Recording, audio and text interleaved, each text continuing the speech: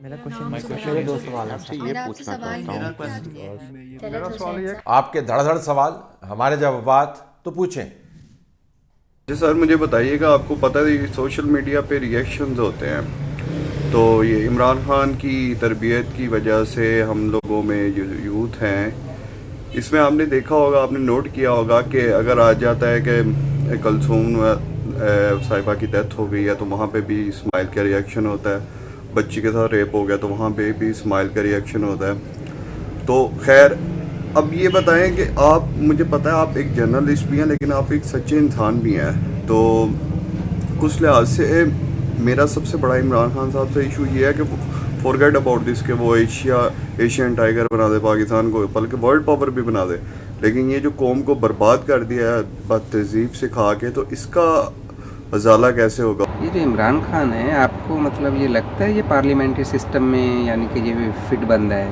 اس کی جو مینٹیلٹی ہے یہ قبائل کے لیے، قبائلی نظام کے لیے صحیح ہے یا پارلیمنٹری سسٹم جیسے اپنے پاکستان میں؟ اور دوسرا سوال ہے، آپ کو کیا لگتا ہے کہ عمران خان کی شکل میں یعنی کہ یہ ایم کیو ایم 2 کا یہ ریوائول نہیں ہو گیا؟ ایم کیو ایم 1 تو جو تھی یعنی کہ وہ کراچی تک محدود تھی، چلو صحیح ہے، لیکن یہ تو عمران خان کی شکل میں یہ ایم کیو ایم 2 جو ہے پاکستان لیول پہ پھیل گئی ہے، کیونکہ اس کے جو پی ٹی آئی کی جو رام جانے ہیں یہ تو مطلب بات سننا پسند ہی نہیں کرتے کسی کی بھی، یعنی کہ وہ پی ٹی آئی میں جو ہے وہ ہے بس، اس کے بعد اس کو پھڑکا دو یعنی کہ. دیکھیں جی، یہ جو آپ نے بات کی ہے قبائلی مینٹیلٹی کی، میں اس قسم کی ڈسٹنکشن کے اندر بالکل یقین نہیں رکھتا. ایک اپنا روایتی طریقہ کار ہے لوگوں کا زندگی گزارنے کا، لیکن آپ کے سوال کی جو انٹینٹ ہے، وہ جو ڈائریکشن ہے، وہ مجھے سمجھ آتی ہے. آپ یہ بنیادی طور پہ بتا رہے ہیں کہ یہ جمہوری نظام کے اندر یہ فٹ ان ہوتے ہیں یا نہیں. اس وقت تک میں بالکل آپ سے اتفاق کرتا ہوں. جمہوری نظام جو ہے وہ کنسنسس بیسڈ ہوتا ہے. آپ بالخصوص ایسی پارلیمان کے اندر یا ایسی اسمبلی کے اندر جہاں پر آپ کے پاس میجورٹی نہیں ہے یا ایبسولوٹ میجورٹی نہیں ہے، تو آپ کو تمام لوگوں کو ساتھ لے کے چلنا پڑتا ہے. اور ایسے معاشرے کے اندر جو کثیر الزبان ہے یا جس کے اندر مختلف نقطۂ فکر موجود ہیں، ان کے اندر آپ کو سینٹرسٹ ہونا پڑتا ہے تاکہ لوگ آپ کی طرف ڈرفٹ کریں اور آپ ایک مرکز کو مضبوط لے کے چلیں. ایسی کوئی صفت جو ہے وہ آپ کو نظر نہیں آئے گی، کیونکہ ان کا خیال ہے کہ وہ پارلیمان سے بھی اوپر ہیں، وہ جمہوریت سے بھی اوپر ہیں، وہ آئین سے بھی اوپر ہیں، اور وہ سب سے اوپر ہیں. اگر آپ خیالی طور پر سب سے اوپر ہوتے ہیں تو آپ پھر لوگوں کے لیول کے اوپر آ کے بات نہیں کرتے، اور جمہوریت میں لوگوں کے لیول کے اوپر آ کے آپ کو بات کرنی پڑتی ہے. میرا نہیں خیال کہ ایم کیو ایم 2 کا کوئی ریوائول ہے، اللہ نہ کرے ایم کیو ایم 2 کا ریوائول ہو. لیکن جس خطرے کی طرف آپ نے اشارہ کیا، جو پہلا سوال بھی ہے، دیکھیں ایک میسیفیکیشن آف میس ہسٹیریا جو ہے، جس کو ہم کہہ سکتے ہیں جرنلزم کی زبان کے اندر، کہ آپ نے جو لوگوں کے اندر جو غصہ، نفرت اور جو ایکسٹریملی نیگیٹو اینڈ ڈسٹرکٹیو جو ایموشنز ہیں، جو تباہ کن جذبات ہیں، ان کو آپ نے صرف پہلے تو ہوتا جلسہ گاہوں کے اندر ہوتا تھا اور بائی ورڈ آف ماؤتھ یہ بات سپریڈ کرتی تھی. سوشل میڈیا اور نیو ٹیکنالوجی کے آنے کی وجہ سے ایک امیڈیٹ میسیفیکیشن کا ایفیکٹ آتا ہے. تو جب آپ بات کرتے ہیں تو وہ لاکھوں کروڑوں لوگوں تک پہنچتی ہیں، پھر ان کے موبائلز کے اندر موجود رہتی ہیں، ان کے انسٹاگرامز پر موجود رہتی ہیں، ان کے واٹس ایپ گروپس کے اندر موجود رہتی ہیں، اور ذہن کے اندر سرایت کر جاتی ہیں. اور آپ جیسے جوزف گوئبلز کہتا ہوتا تھا نا کہ جھوٹ کو سچ ثابت کرنے کے لیے آپ کو مسلسل جھوٹ بولنا ہوتا ہے، اور جھوٹے کے لیے سچ بولنا از ناٹ این آپشن. یہ اس کی تھیری ہے، کیونکہ اگر آپ نے سچ کو بطور آپشن رکھا ہوا ہے تو پھر آپ کبھی نہ کبھی جھوٹ بولنا چھوڑ دیں گے. تو جھوٹ کو بولنے والا جو ہے اسٹیٹ لیول کے اوپر، اس کو مسلسل جھوٹ بولنا ہوتا ہے. ہسٹیریا پیدا کرنے والے کے لیے بھی بہت ضروری ہے کہ مسلسل ہسٹیریا پیدا کرتا رہے، اور پھر آج کل کی ٹیکنالوجی کے زمانے میں تو وہ سرایت کر جاتا ہے. تو اس وقت جو اس کا امپیکٹ ہے، فاسٹ ٹریک ہو گیا، اسپیڈ آف لائٹ جو ہے اس کے اوپر میسج جو ہے وہ ٹرانسفر ہو رہا ہے لوگوں تک. تو بالکل میس ہسٹیریا کریٹ کر رہے ہیں، اور اس زاویے سے اگر آپ دیکھیں تو it's a deadly sentiment in Pakistan. اس کنٹری کو ہیلنگ کی ضرورت ہے، اس کنٹری کو زخموں کے اوپر مرہم رکھنے کی ضرورت ہے، اس ملک کے لوگوں کو قریب لانے کی ضرورت ہے. But here you have a deliberately destructive ideology جو تھرائیو ہی کرتی ہے کیاس کے اوپر، جو تھرائیو ہی کرتی ہے اینگر کے اوپر، جو تھرائیو ہی کرتی ہے ڈائسینشن کے اوپر، تو اس ایڈیالوجی کی موجودگی کے اندر، اس کے پروپوننٹس کی موجودگی کے اندر تو کوئی نیشنل یونٹی نہیں ہوگی. آپ بنا لیں جتنے آپ نے آئٹم سانگ بنا لیں، نیشنل یونٹی نہیں ہوگی. طلعت بھائی، میں ڈاکٹر خالد لاہور سے بات کر رہا ہوں. میں آپ سے ایک سوال بھی پوچھنا چاہتا ہوں اور ایک گزارش بھی کرنا چاہتا ہوں. سوال میرا یہ کچھ نام نہاد صحافیوں کے بارے میں ہے، خاص طور پہ ارشاد بھٹی صاحب. مجھے آپ خود اپنے ذرائع سے یہ پتہ کروا کے بتائیے کہ ارشاد بھٹی صاحب کہاں پہ انویسٹیگیٹو جرنلزم کرتے رہے ہیں اور انہوں نے جرنلزم میں کون سی ڈگری حاصل کی ہے.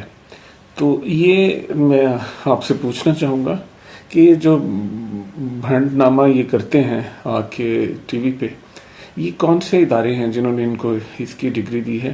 اور دوسری بات یہ میں پوچھنا چاہوں گا کہ جب جہاں جرنلزم پڑھایا جاتا ہے جن یونیورسٹیز میں، تو ان میں کیا تمسخر اڑانے کی اجازت بھی ساتھ میں سکھایا جاتا ہے کہ آپ اپنے اوپوننٹس کو ٹی وی پہ کس طرح کے ناک آؤٹ کریں گے اور ایک پولیٹیکل پارٹی کے ہرکارے بنیں گے اور کس طرح سے لوگوں کا مذاق اڑائیں گے. تو ایک بات تو یہ اس پہ تھوڑی سی روشنی ڈالیے گا. اور دوسری گزارش میری آپ سے یہ کرنی تھی کہ فارن فنڈنگ کیس کے بارے میں جو کہ اس وقت چل رہا ہے اور اس کا بہت شور سنتے ہیں پہلو میں دل کا، تو اس کے بارے میں میری ایک رائے ہے تاکہ میں آپ کے ذریعے شاید لوگوں تک پہنچانا چاہوں گا کہ نکلے گا کچھ بھی نہیں. اور دیکھیے ایسے ہوگا کہ فارن فنڈنگ کیس میں نتیجہ یہ نکلے گا کہ پی ٹی آئی کو کلین چٹ دے کے صاف اور پوتر کر دیا جائے گا. اور مجھے لگتا ہے کہ نون لیگ اور پیپلز پارٹی کو یہ آنتیں بھی گلے پڑ جائیں گی اور اب کمبل انہیں چھوڑے گا نہیں. دیکھیں جی، ارشاد بھٹی صاحب کے بارے میں تو اس کے اوپر کمنٹ نہیں کروں گا. آپ جا کے دیکھ لیں، ان کا کوئی پروفائل ویکیپیڈیا پر یا کسی اور جگہ پہ پڑا ہوگا، آپ کو مل جائے گا. میں دراصل ایک اور ٹائپ کی صحافت کرتا رہا ہوں، تو میرا کچھ زیادہ رابطہ بھٹی صاحب سے پڑا نہیں ہے. وہ مختلف تنظیموں کے ساتھ منسلک رہے ہیں میرے خیال میں، اور کمرشل تنظیمیں بھی رہی ہیں. میرا نہیں خیال کہ کوئی بہت بڑا تحقیقی جو صحافت ہے پاکستان میں ویسے بھی ہوتی ہے، اور جو ہوتی ہے اس کے اندر کوئی بڑے ناموں میں کم از کم پروفیشنلی میرا نہیں خیال کہ ان کا نام آتا ہے. لیکن باقی جو کہاں سے ڈگری لی ہے نوالدہ جی، آپ کو معلومات مل جائیں گی. اور ان سے متعلق سوال سے ہٹ کے، لیکن یہ جو آپ نے بھنڈ پن کا کہا ہے، میں آپ کو پتہ ہے میں بہت کنزرویٹو صحافی ہوں. بعض جگہ کے اوپر آپ لبرٹیز لے جاتے ہیں، اس میں کوئی شک نہیں ہے. بینٹر میں آپ انڈلج کرتے ہیں، ہلکی سی تھوڑی سی جملہ بازی یا نوک جھونک جس کو کہتے ہیں.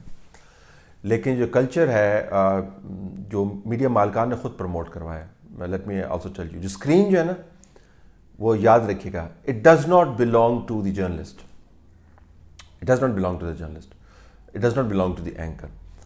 Ultimately the screen belongs to the owner.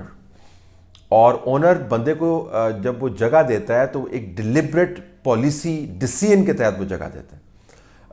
عموماً آنرز کی مجبوری ہوتی ہے کہ ان کو کریڈیبلٹی اپنی بنانے کے لیے، کیونکہ ظاہر ہے ان کی کریڈیبلٹی کا تعلق آئی بال سے ہے نا، لوگ ان کو دیکھیں گے تو تبھی ان کی ایڈورٹائزر ان کے اوپر آئے گا نا. تو دیکھنے کے لیے اگر کسی بندے کی کریڈیبلٹی سے ان کو فرق پڑتا ہے تو وہ بندے کو لانا ان کی مجبوری بن جاتی ہے. لیکن یہ فائنل ڈیسیژن کہ جی کس کو اسکرین پہ کتنا ٹائم دینا ہے، کس کو کہاں پہ لے کے جانا ہے، یہ اونرز کے ڈیسیژنز ہیں. تو جتنا پاکستان میں، اور میں شخصیات سے ہٹ کے، جتنا پاکستان میں میڈیا کی اسکرینوں کے اوپر گند اچھلتا ہے، owners are directly and deliberately responsible for that. یہ اونرز کی پالیسی ہے کہ کس بندے کو کتنا ایئر ٹائم دینا ہوتا ہے، کس کو کتنا پروموٹ کرنا ہوتا ہے.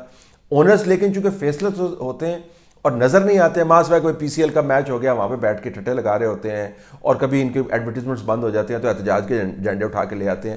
But owners are single handedly responsible for all that is happening on the screens of Pakistani television. Same goes for the newspapers as well. ایک نیوز پیپر کو چھوڑ کے جس کے اندر اونرز کا عمل دخل نہیں ہے.